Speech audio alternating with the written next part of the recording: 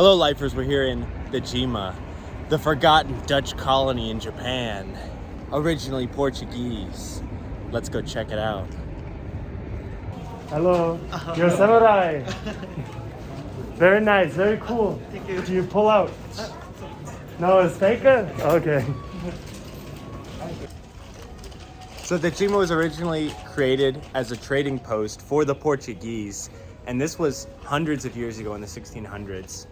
And then after a Catholic uprising inspired by the Portuguese, who were Catholics, there was an uprising, it failed, so the Japanese kicked out the Portuguese and said, hey, let's give Protestants a try. So they brought in the Dutch, and so for 220 years, this was the only place in all of Japan where foreigners could trade with the Japanese. So let's go explore a little bit, see what we find. Till America came a knocking. Commodore Perry opened up all of Nagasaki. Check out the Hokkaido video, or the, what was it called? Something. Hakodate. Check out the Hakodate video right here.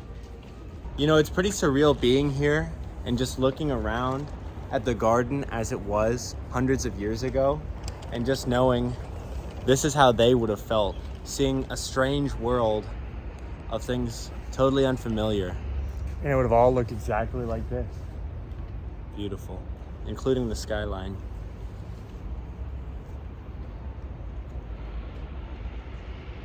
If you can call that a skyline. One thing that I think is really nice about this place is they actually have like some very European style buildings, these two, and then down there they become much more like Japanese style. So you kind of see the contrasting cultures that they had here in Najima. Here you can see what the city used to look like back when the Dutch were here. It's actually a man-made island, and you can see it's in the shape of a fan. They're still trying to get that part down for the recreation because I guess there's been some loss of land or something, I don't know. But they're trying to recreate. It's an ongoing effort to try to rebuild this place.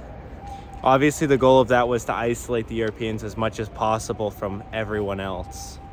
One of the big issues that the Japanese had with the Portuguese that ended up resulting in them switching over to the Dutch was the Portuguese were really trying hard to convert Japanese people to Catholicism.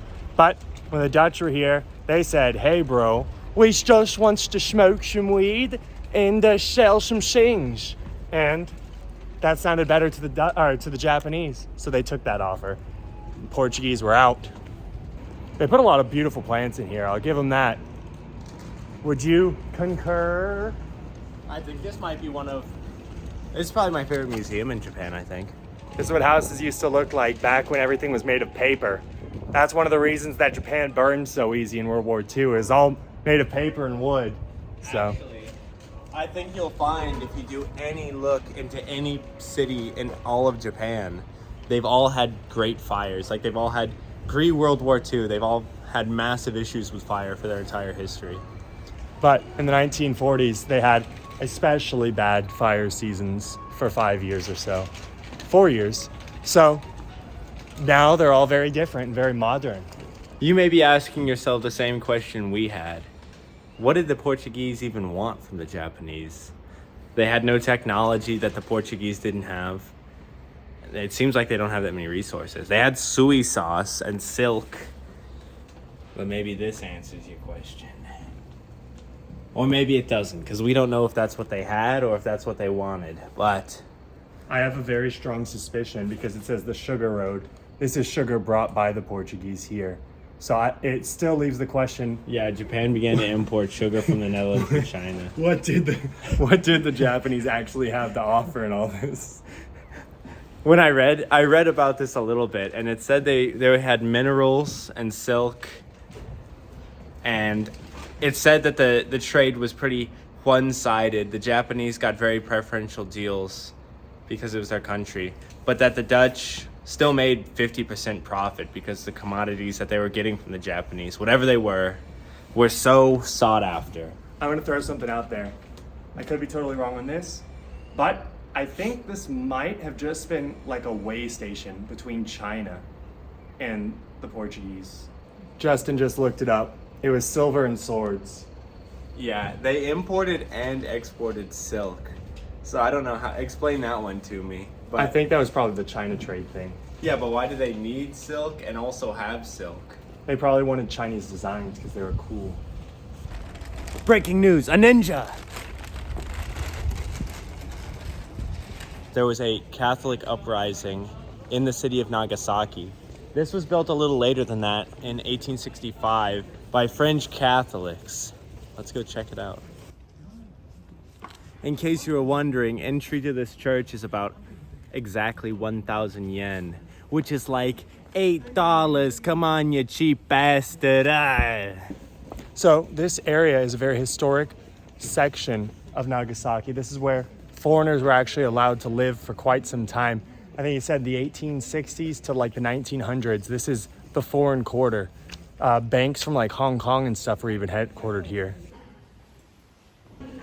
You know, when you get out of the big cities and all the weirdness that Japan has to offer, you can really find some normalcy out here if you get into the weeds of Japan. So, obviously, in the 1940s, Japan's urban landscape changed a lot, not necessarily willingly. But this is the kind of stuff that I think is really beautiful about Japan. This is a very different look than something you'll see when you travel all over the rest of the world, which a lot of cities have unfortunately lost here. But here, in this old town, this old quarter, they still got it, and this is very beautiful. This is what I wanted to see when I came to Japan, stuff like this. Spanish came and brought Christianity. The Japanese, unfortunately, decided to ban it, and they ended up martyring 21 Japanese Christians on a hill here in Nagasaki. This is a depiction of that unfortunate incident where they crucified 21 martyrs here in Nagasaki. It was actually 26, including monks and other people not from Japan. Beautiful foreign quarter. Gotta love it. Don't forget to like, comment, subscribe if you like this video about Europeans in Nagasaki. Like us. Konnichiwa. We're here in Kumamoto, and we are so hungry we could eat a horse. This is raw horse meat. This is a horse. It's raw. I love it raw. Genuinely, there's more flavor in the rice than the horse meat. Very strange. I definitely recommend putting it in sauce, but I wanted to try my first bite. Always sauce less. That's right. They didn't give me any chopsticks because it's 3 pieces, and they thought it was just for him, so I'm gonna go ahead and... That's how you use sushi anyways. He's That's traditionalist. right. I'm gonna try some sauce. I already know it. I'm gonna want it. Basically no flavor. I mean, it's not good. Gonna be big dog on number 3? Nah, you got it.